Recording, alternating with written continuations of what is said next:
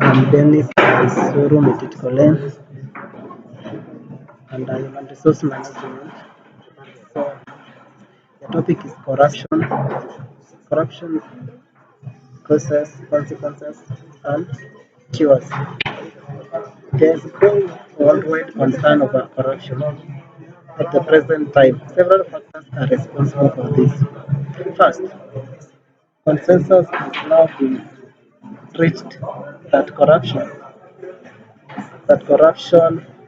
at the present time have several factors. First, a consensus has now been reached that corruption is an universal. It exists in all countries, both developed and developing, in the public and private sectors, as well as non-profit and charitable organizations. Second, allegations and charges of corruption now play a more central role in politics than at any other time. Governments have fallen cares careers of both renewed public figures named and reputation of well-respected organizations and business firms badly tarnished on account of it. The international mass media feeds on it, and scandals and improper conduct, especially of those in high places, are looked upon on extremely newsworthy and to be investigated with zeal and vigor.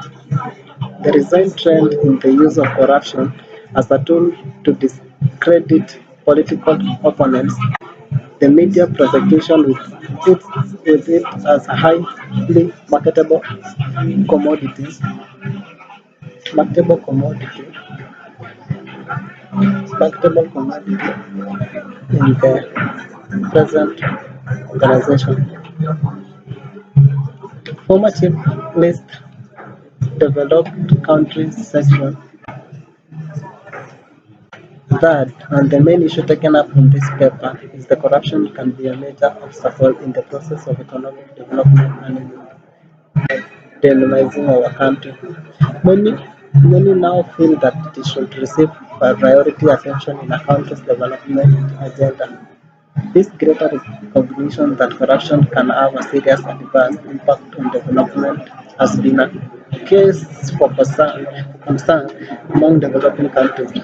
In a recent survey of 150 high-level of officials from six third-world countries, the respondents ranked public sector corruption as the most severe obstacle confronting the development process. Gray and Kaufler, 19. Countries in the Asia and Pacific region are also very worried about this problem, and they are in substantial agreement that corruption is a major constraint that is hindering the economic, political, and social development, and hence view, view it as a problem requiring urgent attention at the highest level. Increasing public interest and concern over corruption have resulted in a large amount of scholarly research on the subject. Admittedly, there are still wide gaps in the current state of information and knowledge on the matter, and much more remains to be done. Nevertheless, theoretical and empirical research that has been conducted thus far has yielded fresh insight into the problem. We now have a clearer understanding of the underlying cases of corruption, its consequences, and ideas and approaches on possible measures to combat it. At the same time, a better perspective has been obtained on the reason why corruption persists in so many countries and why it is difficult to deal with it. Although people throughout the world view it with disfavor, this paper presents some ideas and issues that have emerged from the third discussion and ongoing debate on the corruption questions in the region and around the world. Consider the causes, consequences, and international dimensions, and why it is difficult to deal with it, although people throughout the world view it with disfavor. This paper presents some ideas on issues that have emerged from the current discussion and ongoing debate on the corruption questions in the region and around the world. It considers the causes, consequences, and international dimension of corruption, which seems to have generated a lot of public attention in many countries. Through thoughts and suggestions on possible remedial measures have also been included, as it will not be fruitful exercise to only discuss issues and problems without coming forward with some solution as well.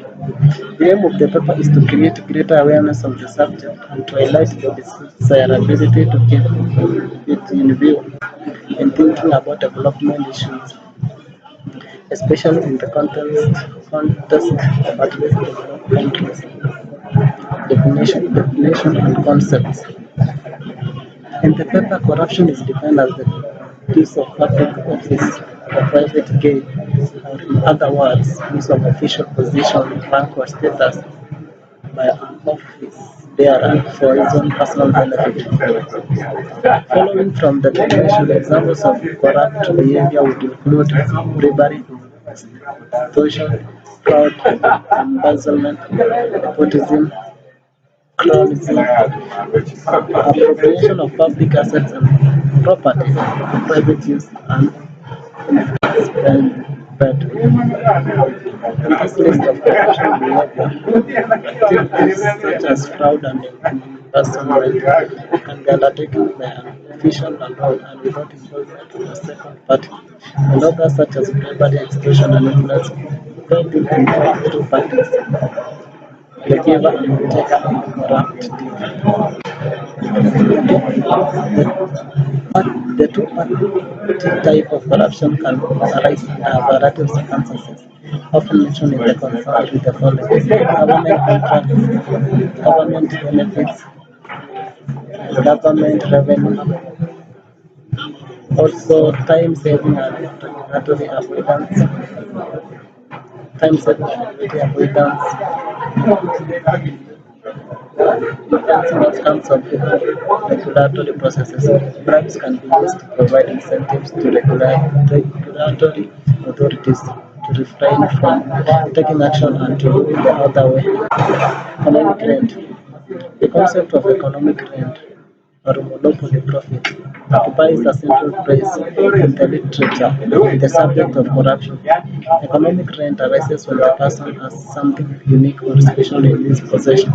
This something special can be a luxury condominium in a posh neighborhood, a plot of land in the central business district of the city, a natural resource like an oil well, or even some pleasing personal traits such as beauty and charm. A person who owns such a special asset can charge more than normal price for its use and earn economic profit. To illustrate, suppose there is a young lady who has shockingly good looks, a charming personality, and exceptional acting, singing and dancing skills. Due to this special personal assets, she became a superstar and had of teenagers all over the country, and thus commands a price sum for their good but not exactly economic rank. To determine this, it is necessary to know the next best thing she can do to earn a living if she is not a superstar. Suppose she has a low degree to the next profession she can take up to become a lawyer. Then the difference between the income of a superstar and the earning she obtained from the law in economic range have usually pretty close. Then the difference between income as a superstar and the earnings she obtained next best occupation as a lawyer as a winning combination which no other young lady in the country can match. A similar line of reasoning can be applied to a minor. bureaucratic working in the business license mission officer of a government ministry. Solving this bureaucratic as the revenue of typing, slapping the officials, getting the appropriate signatures and delivering the authorization letter that grants permission to business enterprises to engage in a certain line of economic activity. Business executives are charged to have the letter type rules, regulation, and their transparency and consistency. The conduct of economic and business affairs, like engaging in a sporting event such as football match, requires observance of certain rules of the game for citizens to proceed in an orderly fashion. Rules and regulations are required to maintain a sense of fair play, to prevent distrust, conflict, keep greed, predatory, and other unsavory human instincts in check, minimize social and desirable consequences, and generally to ensure that players and referees abide by certain accepted standard of moral conduct. Discretionary powers represent another key concept in discussing corruption. They arise because it is not possible to devise rules and regulations that are watertight and foolproof and will take care of all contingencies that can crop up in trying to control or direct an economic activity. Hence, some flexibility and discretionary powers will have to be given to administrators in interpreting and implementing rules, even in a football match. To elaborate on the above point, a little further consider those involving customers and administration. A general rule that has been established to limit a duty of 50% on all customer electronic bills entering the country. In order to implement this rule, customers officials must also be provided with guidance on how to value such goods for customers' purposes. Now, in Kiswahili, gazeti hilo linasisitiza umuhimu wa kuweka suala la ufisadi moja kwa moja katika mtazamo katika ajenda ya maendeleo. Inazungumzia sababu na matokeo ya rushwa hasa katika mazingira ya nchi angalau maendeleo la udhibiti mkubwa na mwelekeo wa kati, ukosefu wa uwazi, uwajibikaji na udhabiti, pamoja na udhaifu wa taasisi kama vile katika mifumo ya sheria na mahakama, kutoa ardhi yenye rutuba kwa ajili ya ukuaji wa shughuli za kutafuta kodi katika nchi kama hiyo. Mbali na kuongezeka kwa uchumi wa chini ya ardhi na gharama kubwa za kijamii zinazohusiana na ufisadi, matokeo yake mabaya juu ya usambazaji wa mapato, mifumo ya matumizi, uwekezaji, bajeti ya serikali na juu ya mageuzi ya kiuchumi ni yaliyoonyeshwa katika karatasi hiyo. Karatasi hiyo pia inaguza upande wa usambazaji wa rushwa, ina vipimo yake ya kitaifa na inatoa baadhi ya mawazo juu ya jinsi ya kushughulikia suala la rushwa na kujaribu na kuleta chini ya udhibiti. Kuna wasiwasi unaozidi kuongezeka ulimwenguni kote kuhusu ufisadi kwa sasa. Sababu kadhaa zinawajibika kwa hili. Kwanza, makubaliano sasa yamefikiwa kwamba ufisadi ni wa ulimwengu wote. Ipo katika nchi zote zinazoendelea na zinazoendelea katika sekta za umma na kibinafsi, na pia katika mashirika yasiyo ya faida na ya hisani. Pili, madai na mashaka ya ufisadi sasa yana jukumu kuu zaidi katika siasa kuliko wakati mwingine wowote. Serikali zimeanguka kazi na mashuhuri ulimwenguni, takwimu za umma zimeharibiwa na sifa za mashirika na biashara zinazoheshimiwa makampuni vibaya tarnished kwa sababu yake. Vyombo vya habari vya kimataifa kulisha na kashfa na mwenendo usiofaa, hasa wa wale walio katika maeneo ya juu, huonwa kuwa katika matumizi ya rushwa kama chombo cha kudhoofisha upinzani wa kisiasa. Vyombo vya habari hujishughulisha nayo kwa shughulisha nayo kama bidhaa inayouzwa sana na umma kwa jumla, kuvutiwa na kuona watu mashuhuri katika hali zenye kuaibisha. Kumleta mkuu wa zamani sehemu ya nchi zilizoendelea kidogo, idara ya utafiti, maendeleo na uchambuzi wa sera, jarida la maendeleo na tabia ya kashfa na rushwa, udhaifu wa kawaida wa binadamu katika uangalizi wa tahadhari ya kimataifa. Tatu, na suala kuu kuchukuliwa katika karatasi hii ni kwamba rushwa inaweza kuwa kikwazo kikubwa katika mchakato wa maendeleo ya kiuchumi na katika sasa. Nchi wengi sasa wanahisi kwamba inapaswa kupata kipaumbele katika maendeleo ya nchi ya ajenda.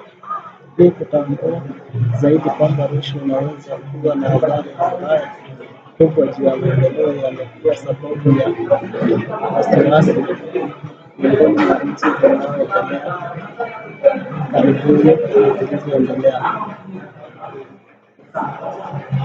Hii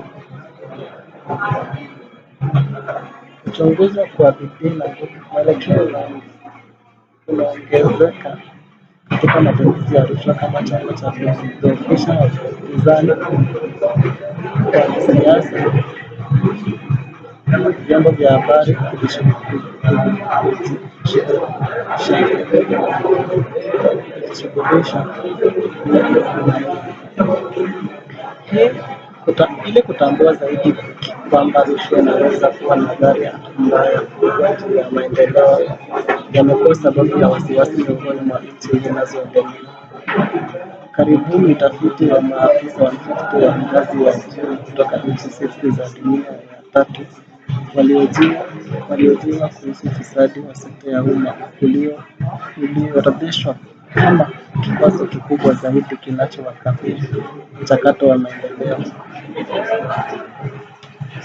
Utafiti mwingine ulionyesha kwamba mkoa pia una wasiwasi sana juu ya shida hili na wanakabiliana sana na ufisadi huo kwa sababu ni kikwazo kikubwa kinachowazuia kiuchumi, kisiasa na maendeleo ya jamii, na hivyo kuona kama tatizo zinazohitaji tahadhari ya haraka katika kiwango cha juu.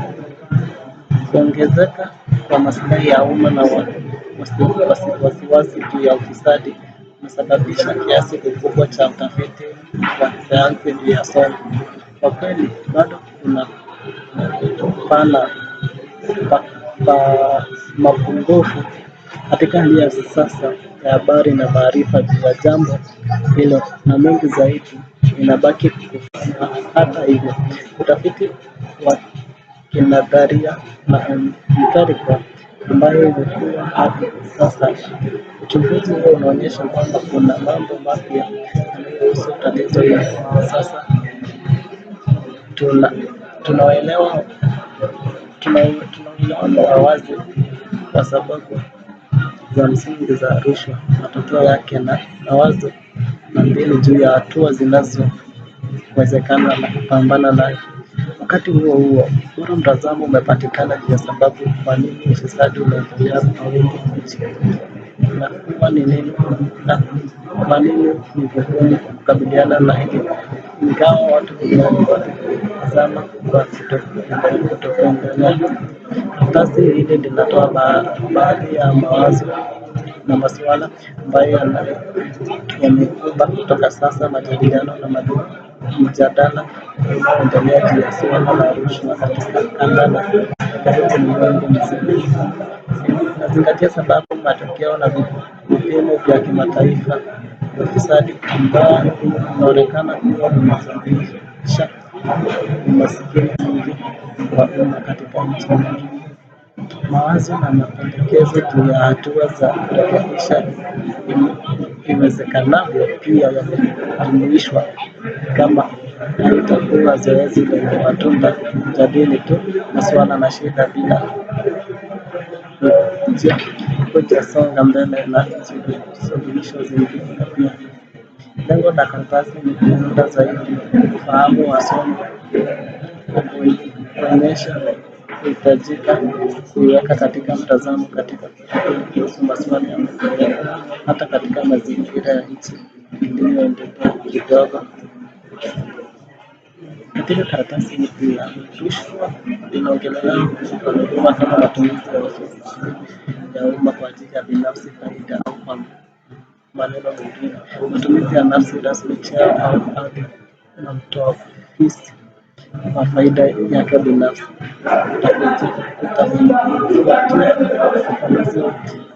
Mfano ya tabia ya rushwa. Mfano tabia ya rushwa ikijumuishwa kama rushwa, ulaghai, udanganyifu, utapeli, urafiki na mengineyo. Katika orodha hii ya tabia ya rushwa, shughuli kama vile udanganyifu na utapeli imeweza kufanywa na afisa pekee yake bila ushiriki wa mtu wa pili. Wakati mwingine kama vile rushwa, ulaghai na ushawishi wa biashara kuhusisha pande mbili. Utoaji na mpokeaji katika mpango wa rushwa.